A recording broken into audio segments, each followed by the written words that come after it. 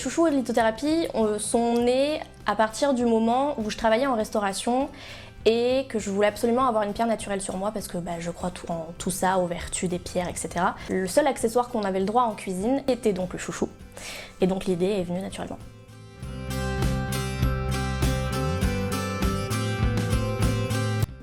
Alors les étapes, ça va être principalement de faire la recherche de tissus.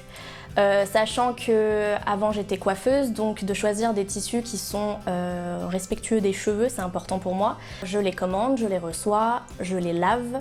S'ensuit le découpage et la partie machine à coudre. Et après la partie finale qui est à la couture à la main. J'essaye surtout d'avoir des pierres qui agissent sur le chakra au niveau de la tête, forcément vu que c'est porté en chouchou.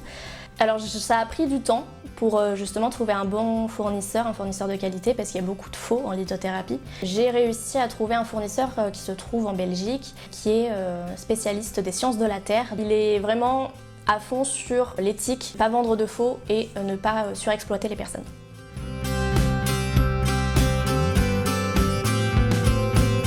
Je vais commencer justement en 2023 à débloquer un peu le côté bouche à oreille sur Limoges, mais sinon c'est les réseaux sociaux, tout simplement Instagram et TikTok.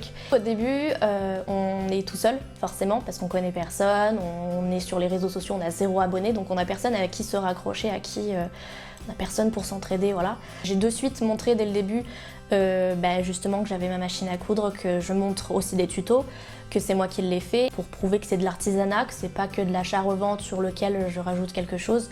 Voilà, c'est fait main de A à Z. Je me suis fait beaucoup de contacts et même au-delà des contacts, je me suis fait des amis. Et du coup, quand on a un petit coup de doute, un petit coup de blues, etc., on s'entraide beaucoup et ça aide énormément. Et il y a des passages qui auraient été très compliqués, effectivement, si j'avais été seule.